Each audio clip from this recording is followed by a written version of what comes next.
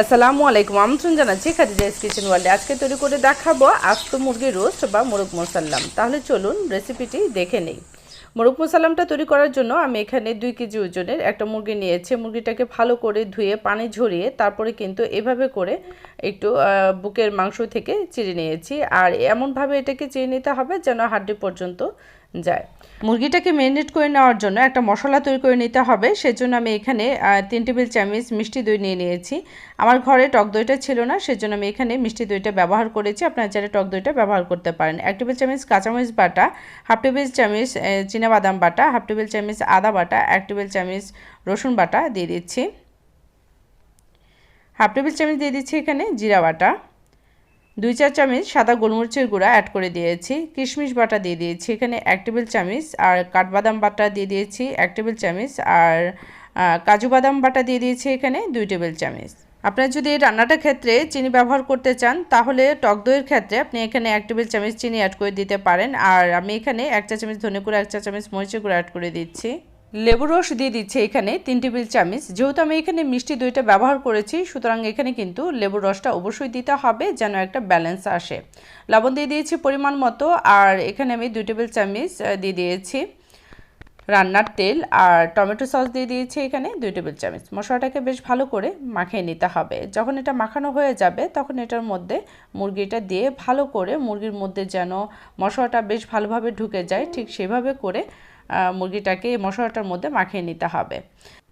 1 চা চামচ মরি গুঁড়া আর রেড ফ্রুট কালার ব্যবহার করেছি আমি এখানে 3 ফোঁটা। আপনাদের হাতের কাছে যদি মরি গুঁড়া বা রেড কালারটা না থাকে সেক্ষেত্রে আপনারা এটা স্কিপ করতে পারেন। আমি একটা কালার আসার জন্য এটা ব্যবহার করেছি। আর এটা আমি সারা রাত নর্মাল ফ্রিজে রেখে দিয়েছিলাম। আর নর্মাল ফ্রিজ থেকে বের করে মশলাটা মুরগি থেকে বেশ ভালো করে সরিয়ে নিয়েছি।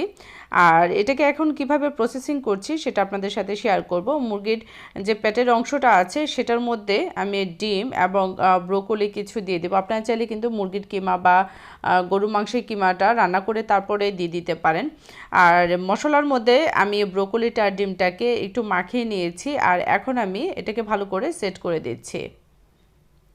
আপনারা যদি ম্যারিনেট করে এটাকে সারা রাত নর্মাল ফ্রিজে রাখতে না পারেন সেক্ষেত্রে আপনারা 2 থেকে 3 ঘন্টা এটা ম্যারিনেট করে তারপরে কিন্তু রান্না করে নিতে পারেন। আমি টুথপিকের সাহায্যে ভালো করে আটকিয়ে নিচ্ছি যেন ডিমটা বের না হয়ে যায়। 2টা পা একসাথে করে তারপরে কিন্তু একটা তার দিয়ে এভাবে করে পেঁচিয়ে নিতে হবে যেন 2টা পা খুলে না যায় এবং মুরগিটা যেন বেশ ভালোভাবে ভাজা হয়ে যায়। আপনারা চাইলে কাজটা সুতা দিয়েও করে নিতে পারেন, কিন্তু আমি তার দিয়ে করে নিচ্ছি। তার বা গুনা যেটাই বলেন সেটা দিয়ে আপনারা এটা করে নিতে পারেন। আর যদি এভাবে করে সুন্দর করে পেঁচিয়ে নেন তাহলে ভাজার সময় কিন্তু মুরগিটা খুলে যাবে না পাটা, এবং রান্নাটাও খুব ভালোভাবে হয়ে যাবে।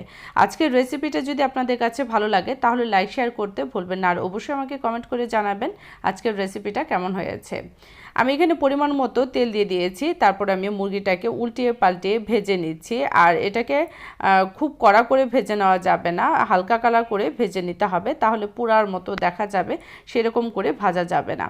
যখন সব পাশেই ভাজাটা হয়ে যাবে তখন এটাকে উঠিয়ে এই তেলের মধ্যেই কিন্তু আবার আমি মশলাটাকে কষিয়ে নেব। যে বাড়তি মশলাটা রয়ে গেছে সেই মশলাটাকেই কিন্তু আমি এই তেলের মধ্যে কষিয়ে নেব। তেলের মধ্যে আমি 5টা এলাচ, 3-4টা দারচিনি আর 4-5টা লং দিয়ে দিয়েছি। আর বেঁচে যাওয়া মশলাটা আমি তেলের মধ্যে দিয়ে বেশ ভালো করে কষিয়ে নেব। অনেক সময় দেখা যায় যে মুরগির সাথে যদি মশলাটা বা মুরগিটা একসাথে ভেজে নেওয়া হয়, বেশি বড় মুরগি হলে সেটাকে উল্টানো পাল্টানো কষ্ট হয়ে যায়। সেক্ষেত্রে আপনি যদি এইভাবে মশলাটাকে ভালো করে কষিয়ে তারপরে মুরগিটাকে ভেজে এইভাবে রান্না করেন, রান্নাটা কিন্তু অনেক সহজ হয়ে যায়। আর মুরগিটা যখন দেখবেন আপনি এটাকে উল্টাতে পারছেন না, সেক্ষেত্রে আপনি একটা পাশ এভাবে রেখে ঢাকনা দিয়ে ঢেকে দিন। একটা পাশ হয়ে যাওয়ার পরে আরেকটা পাশ উল্টিয়ে দিন। আর এভাবে করে যদি আপনি রান্না করেন রান্নাটাও খুব সহজেই হয়ে যাবে এবং রান্নাটা করা খুব কষ্টের কিছু মনে হবে না। আর আমি এটাকে উল্টিয়ে দিচ্ছি। যখন একটা পাশ হয়ে গেছে তখন আরেকটা পাশ আমি উল্টিয়ে নিয়েছি। আবারও আমি ঢাকনা দিয়ে ঢেকে দিচ্ছি।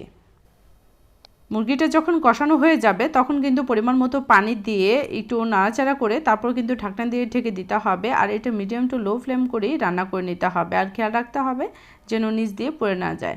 আমার চ্যানেলে আরও একটা রেসিপি রয়েছে শাহী আস্ত মুরগির রোস্ট, আপনারা চাইলে সেই রেসিপিটা দেখে নিতে পারেন। ডেসক্রিপশন বক্সে সেই রেসিপির লিঙ্কটা আমি দিয়ে দেবো।